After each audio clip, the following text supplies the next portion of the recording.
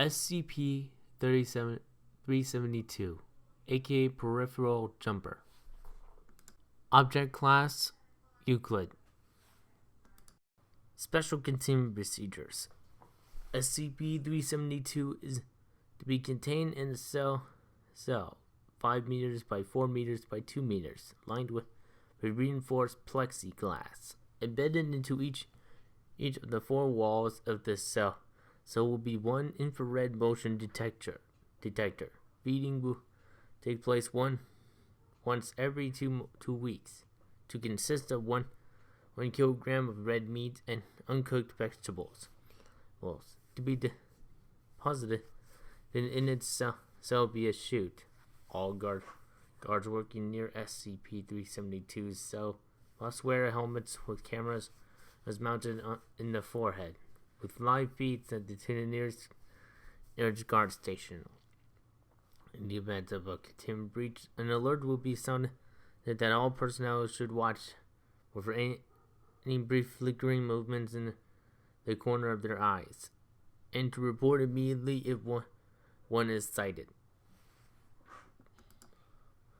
Description: SCP-372 is a creature of unknown genus, approximately 2 meters long from head to tail and weighing approximately 45 kilograms. It has a long, thin body with 8 pairs of narrow limbs. Analysis has shown that its muscle fibers are redacted, allowing for extremely fast and precise movements. Every part of the body is abnormally flexible, and the limbs are coated with small fibers that cling to almost any solid surface. In place of eyes or ears, it has data expunged.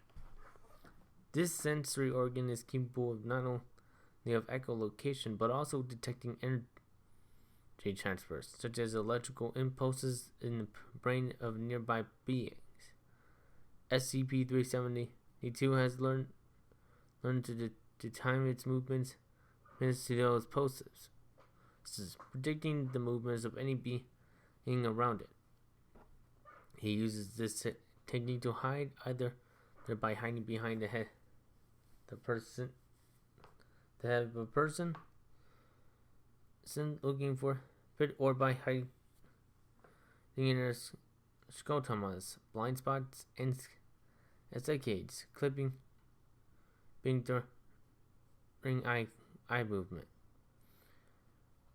SCP-372 first came to the attention of the Foundation on Redacted when an undercover agent working at Redacted reporting seeing a creature that resembled the described hallucinations of one of the patients, Mr. Redacted. After thorough investigation, SCP-372 was captured via Redacted, and it was determined that it had, for unknown reasons, been tormenting the unfortunate patient. It confused him by periodically involving him and remaining within sight of him while hiding outside of the visual fields of those around him, making him believe that he was hallucinating a monster no one else could see. Unfortunately, the patient had by this time actually became mentally unbalanced due to stress and data expunged. Log of tests on SCP-372. Participants: 2 D-Class personnel. Location: empty room. Room 6 by 5 by 3 meters. Test parameters: D1 was instructed to stand in the middle of the room. D2 in the corner. Both were performed visual research of the room. SCP-372 was released into the testing room after 5 minutes. As armed personnel entered the ushered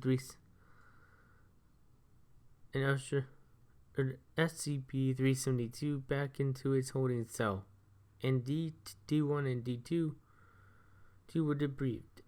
Results: after D1 reported no sighting, and D2 only detected a few brief flashes. Participants Participants two D-class personnel. Location, empty room, 6 by 5 by 3 meters. Test parameters. D1 and D2 were instructed to stand in opposite corners of the room and make visual inspection of the room once SCP-372 was released into the containment room. Results: after 5 minutes, both D-class had cited SCP-372 15 times, both at identical times. It is believed that SCP-372 was darting around in the spots where the blind spots in their vision overlapped, and occasionally they had to recover and dart into another when one area was no longer overlapping. Participants: 4 D-class personnel. Location: empty room, 6 by 5 by 3 meters. Test parameters: D1 through 4 were instructed to stand in the middle in the 4 corners of the room, watch SCP-372. Approximately 1.5 seconds after their SCP-372 was introduced into the testing area, D3 shrieked and collapsed, spurting blood from wound on his redacted that seemed to have spontaneously appeared. D1, D2, and D4 abandoned their stations and ran for the locked exit. D4 began pounding on the door before he was also injured. Losing one redacted, D1 and 2 retreated into one corner. D1 when curling up into a fetal position, while D2 stood absolutely still. No activity was reported for the remainder of the 5-minute test. When the test was ended, D3 had expired. D4 required surgical redacted, and D1 and D2 were not physically harmed.